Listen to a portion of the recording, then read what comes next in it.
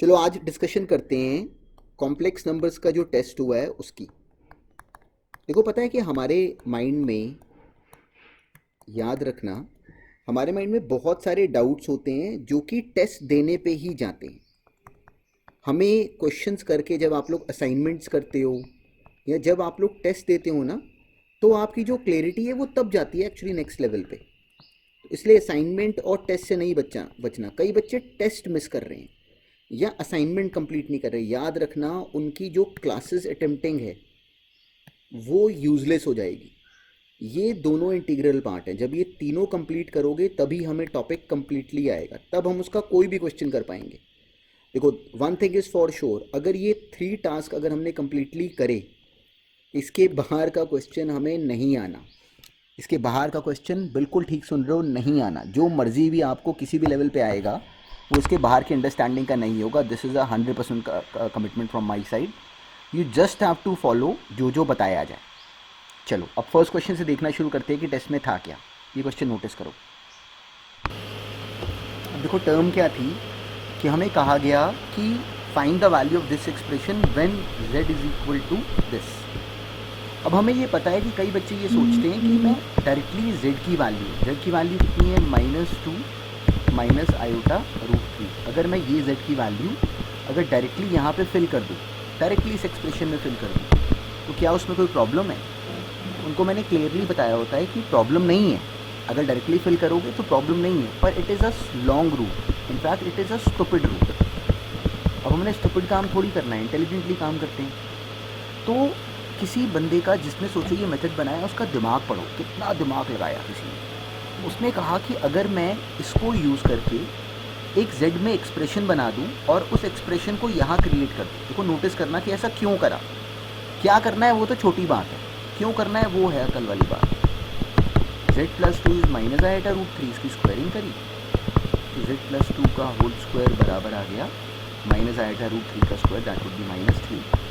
यहाँ से आ जाएगा z² + 4z + 4 + 3 + 7, 0 आ गया, +7 0 आ गया।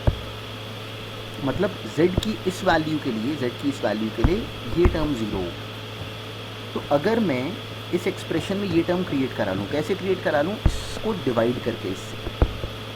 अब डिवीजन ना एक्चुअली आपको जैसे बचपन में सिखाई गई है ना, वो बड़ा लंबा तरीका है।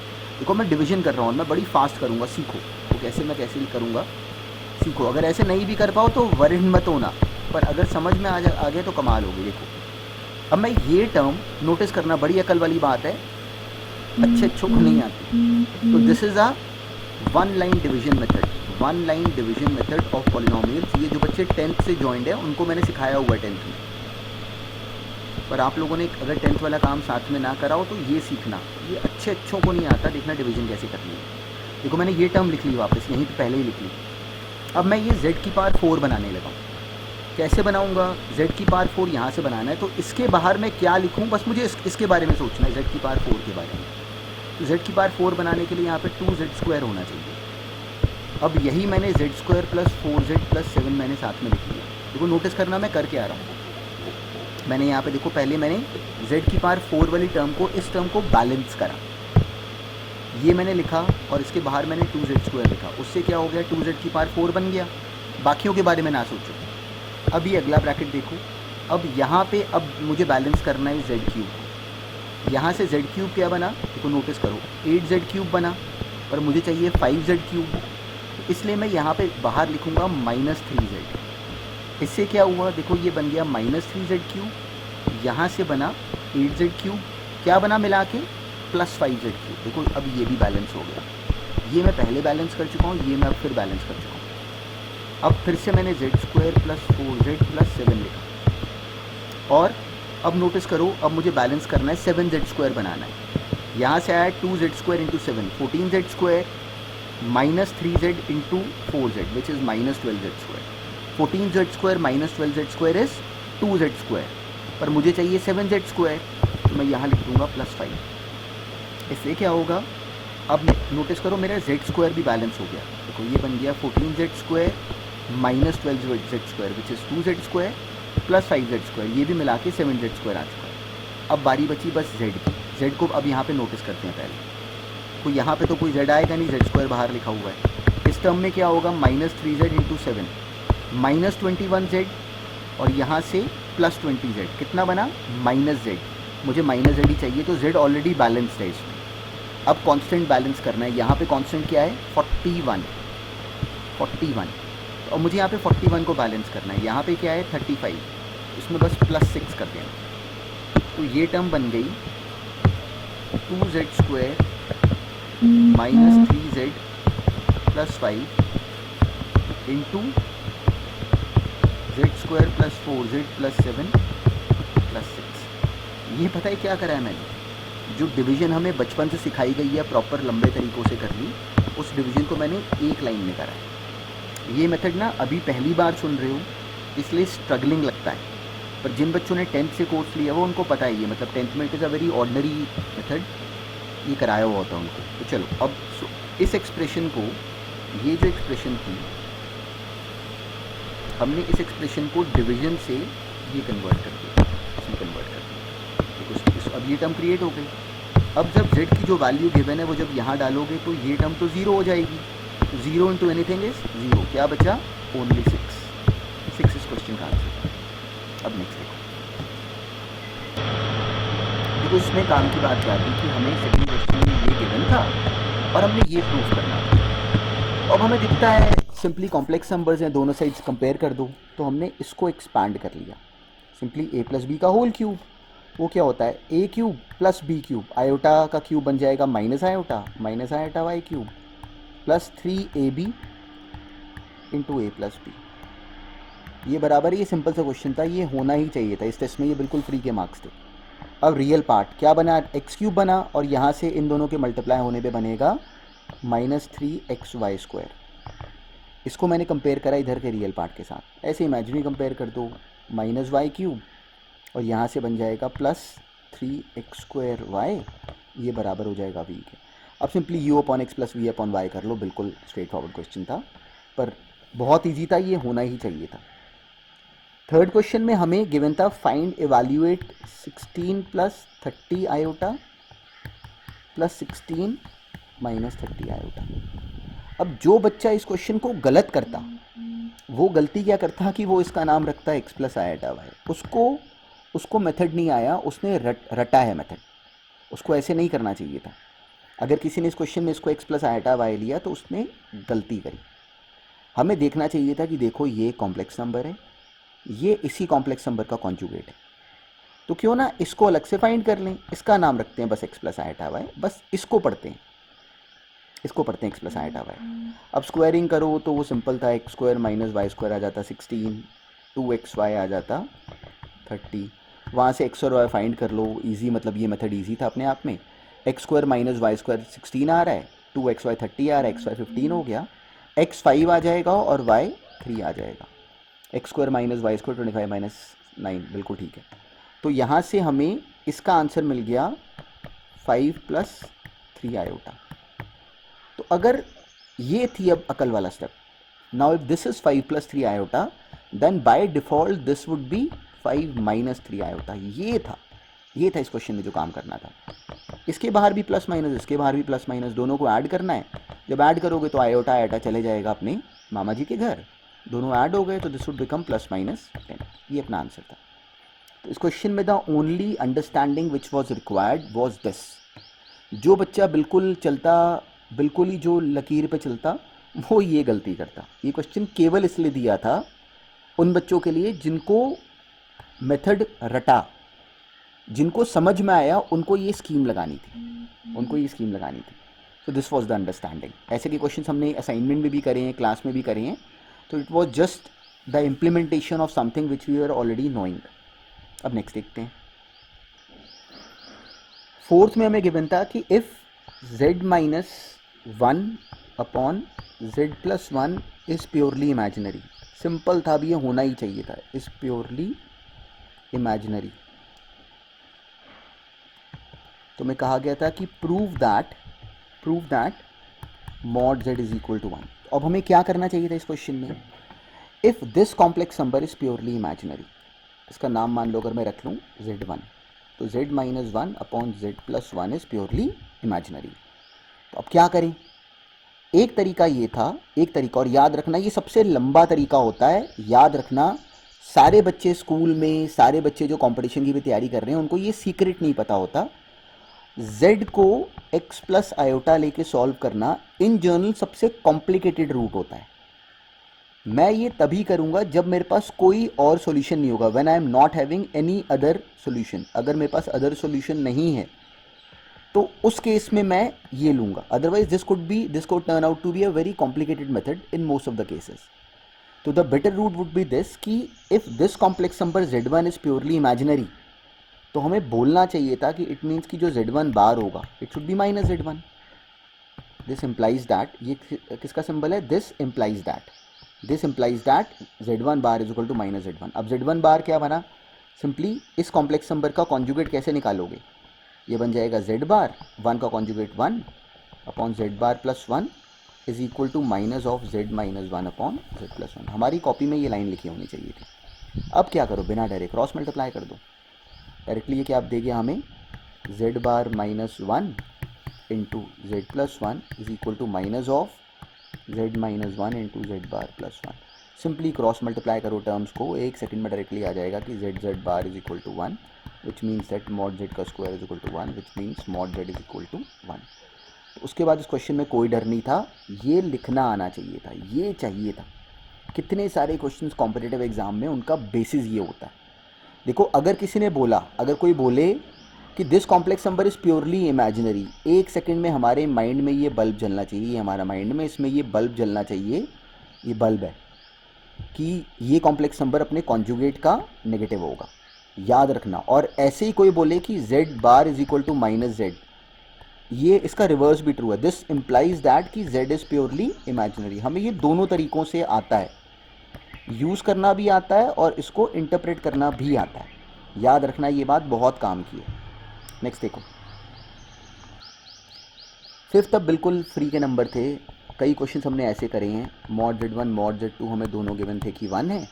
क्वेश्चन था prove that mod of z1 plus z2 is equal to 1 upon z1 plus 1 upon z2।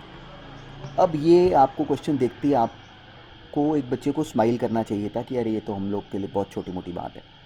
Mod z1 1 है तो मॉड z1 का स्क्वायर भी 1 है, मतलब z1 into z1 bar is 1 which means कि जो z1 बार है this is 1 upon z1।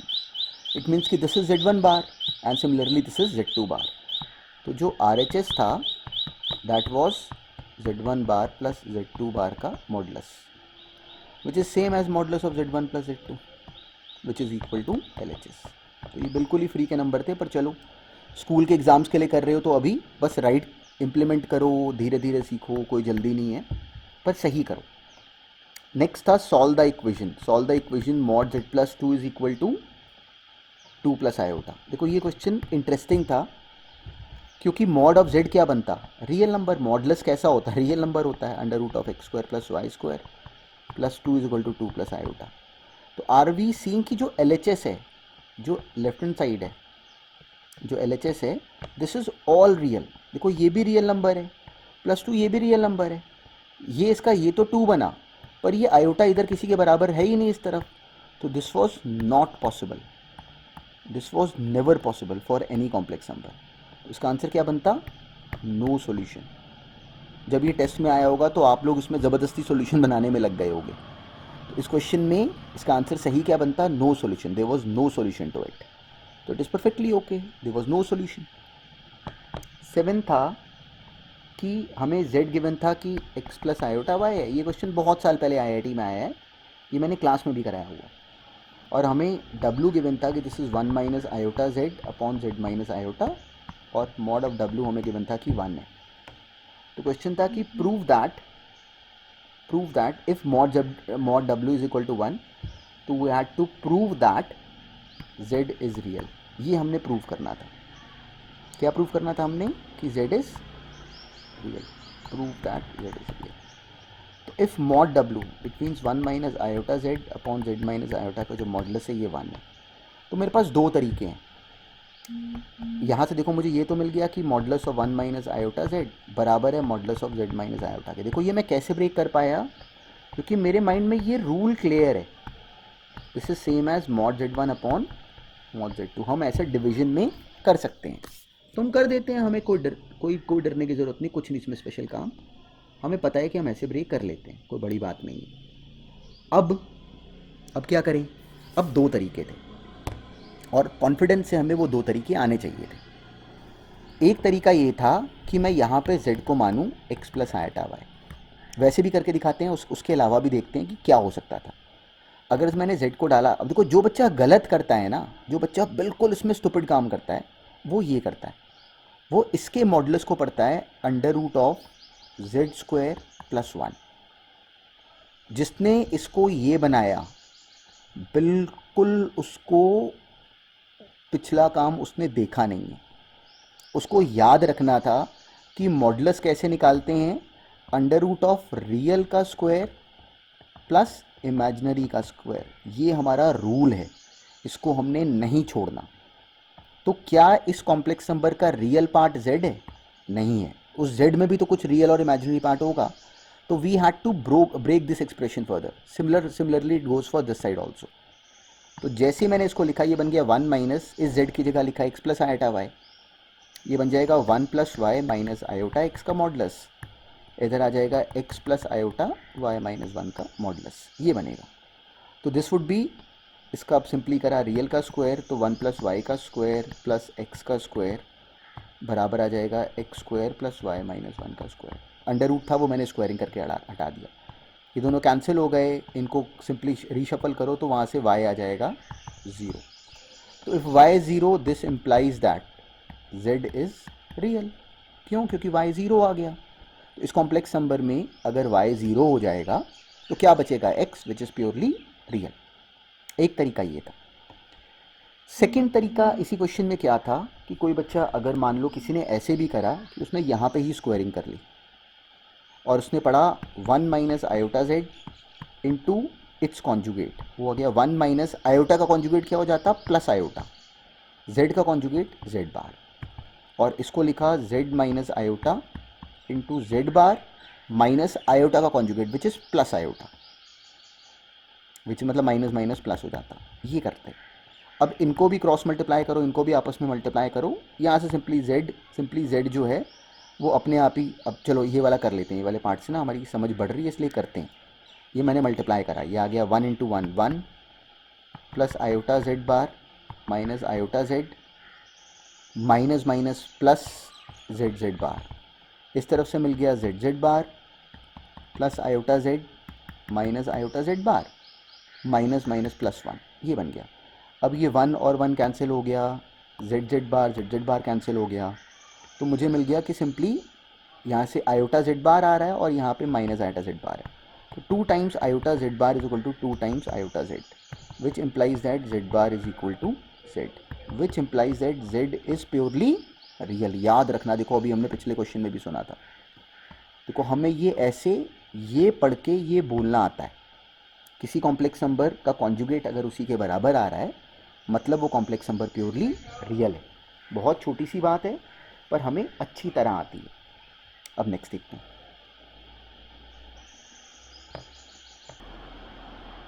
Next question बिल्कुल सिंपल था, हमें modulus of z minus iota upon z plus iota given था कि 1 है, प्रूव करना था कि z इज़ रियल। तो ये वाला डिस्कस नहीं करते, ये बिल्कुल बेकार है। 8th क्वेश्चन था ये, बिल्कुल ही सेम अंडरस्टैंडिंग के ऊपर था। 9th भी इसके बाद बहुत सिंपल था, 1 plus iota x by into 1 plus iota x by b into 1 plus iota x by c, ये हमें गिवन था कि बराबर है a प्लस आयोटा बी के। तो क्वेश्चन था कि prove that 1 plus x square by a square. देखो हम लोग ऐसे ही 1 plus x square by b square, 1 plus x square by c square को हमने प्रूव करना था कि this is equal to a square plus b square. This was to be proved. तो अब दो तरीके थे। एक तरीका तो ये था, सबसे पहले हमें दिखना चाहिए था कि यहाँ पे ये सिंपली मॉडुलस है, इस कॉम्प्लेक्स नंबर का मॉडुलस लिया गया। इसका मॉडुलस देखो, इसके मॉडुलस का स्क्वायर ये बना, इसके मॉडुलस का स्क्वायर ये, इसके मॉडुलस का स्क्वायर ये, इसके मॉडुलस का स्क्वायर ये। तो अब सोचो कि if z1 is equal to z2 then mod z1 is equal to mod z2। बिल्कुल, दो कॉम्प्लेक्स नंबर्स अगर इक्वल हैं मतलब दोनों का जो मॉडुलस होगा वो इक्वल होगा। अच्छा, इसी के साथ एक बड़ी काम की लाइन सुनो। क्या इसका रिवर्स ट्रू होगा? सोचना अपने आप को, अपने आप से पूछो। कभी मैं दे दूं कि if mod z1 is equal to mod z2, does this implies that z1 is equal to z2? क्या ये ट्रू होगा? बोलना। तो if this is true then is z1 equal to z2, ये लाइन ट्रू है कि फॉल्स है? तो आंसर है कि लाइन फॉल्स है। क्यों फॉल्स है? कॉमन सेंस से सोचो। एक कॉम्प्लेक्स नंबर है 4 प्लस 3 आयोटा, एक कॉम्प्लेक्स नंबर है 3 माइनस 4 आयोटा। इसका मॉडुलस कितना है? 5। इसका मॉडुलस निकालो, ये भी 5 है। पर ये दोनों कॉम्प्लेक्स नंबर्स थोड़ी इक्वल हैं, मॉडुलस इक्वल है। मॉडुलस क्या सिग्निफाई करता है? Distance from origin. ये हम लोगों ने डिस्कशन में हमारी आ चुका है। मतलब इन दोनों कॉम्प्लेक्स नंबर्स का z1 और z2 का डिस्टेंस फ्रॉम ओरिजिन सेम है, पर कॉम्प्लेक्स नंबर्स थोड़ी सेम है। लेकिन अगर दोनों कॉम्प्लेक्स नंबर सेम होंगे तब डिस्टेंस फ्रॉम ओरिजिन सेम होगा। If z1 is equal to z2 then mod z1 is equal to mod z2, but if mod z1 is equal to mod z2 then this does not implies that z1 is equal to z2। कई बच्चे ऐसा बोल जाते हैं गलती से, तो हमने ये गलती नहीं करनी, हमने इतना सिली काम नहीं करना। अब ना एक क्वेश्चन असाइनमेंट का बचा हुआ था, वो मिस हुआ था डिस्कशन में भी, तो बहुत बच्चे उसके बारे में बहुत बार पूछ चुके हैं, वो भी देख लो अभी के अभी। देखो ये था क्वेश्चन कि हमें गिवन था कि if 3/2 plus cos theta plus iota sine theta is a plus iota b, prove that a square plus b square is equal to 4a minus 3। सुनो ध्यान से। देखो इस क्वेश्चन में मेरे माइंड में क्या आता? मेरे माइंड में ये आता कि किसी ने मुझे कहा है, सुनो बहुत ध्यान से लाइन समझना, मेरे माइंड में ये आता कि किसी ने मुझे कहा है कि थीटा को एलिमिनेट करो। क्यों? क्योंकि देखो इस जो प्रूव करने को दिया गया उसमें थीटा है ही नहीं। तो अगर मेरे मन में ये आया कि मैं इसकी LHS को रैशनलाइज़ करूँ, इसके LHS को रैशनलाइज़ करूँ, जैसे हम लोग के माइंड में आता है, जैसे हम लोगों ने क्वेश्चंस करे होते हैं, अगर मैं इसकी लेफ्ट हैंड साइड को रैशनलाइज़ करूँ फिर तो गए, बहुत टफ हो जाता है ये क्वेश्चन, तो उससे मैं फंस जाता। तो मेरे मन में स्ट्रैटेजी आई कि अब देखो ये अगर इसके बराबर है, it means 3/a plus iota b बराबर है, स्ट्रैटेजी समझना, 2 plus cos theta plus iota sine theta के। बोला अच्छा क्वेश्चन था ये, अगर ब्लॉक भी हो गए तो भी कोई बड़ी बात नहीं है। अब मेरे मन में देखो स्ट्रैटेजी क्या चल रही है कि मैं कॉस थीटा और साइन थीटा की वैल्यू निकाल लूँगा। कैसे निकालूंगा उसको नोटिस करना। तो I would rationalise this expression. ये क्या बन जाएगा? 3/a square plus b square, और यहाँ पे आ गया a minus iota b. This is equal to 2 plus cos theta plus iota sine theta. वहाँ से इसका रियल पार्ट कितना बना? 2 plus cos theta which is equal to इधर का real part 3a/a square plus b square. ऐसे ही minus 3b upon a square plus b square is equal to sine theta. अब बन गई बात।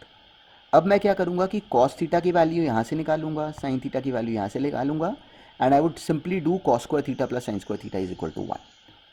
तो what I am getting? 3a/a square plus b square minus 1 minus 2, this is cos theta. देखो यहाँ से मैंने कॉस थीटा निकाला, इस 2 को बस उधर ले गया, का होल स्क्वायर मतलब cos square theta plus sine square theta, मतलब minus 3b/a square plus b square का whole square is equal to 1। अब सिंपली इसको एलसीएम लेके एक्सपैंड करो, ये वही बन जाएगा जो हमें करने को दिया गया। तो इस क्वेश्चन में जो सारा पर्पस था वो एक्चुअली सारा पर्पस देखो, नोटिस करो, सारा जो इस क्वेश्चन में जो मुश्किल पार्ट था ना, जिस वजह से आपका ये क्वेश्चन नहीं हुआ, इंटेलिजेंटली सोचना, वो ये स्टेप है। ये स्टेप सबसे, इसका नाम अपने मन में रखो, आइस ब्रेकिंग स्टेप।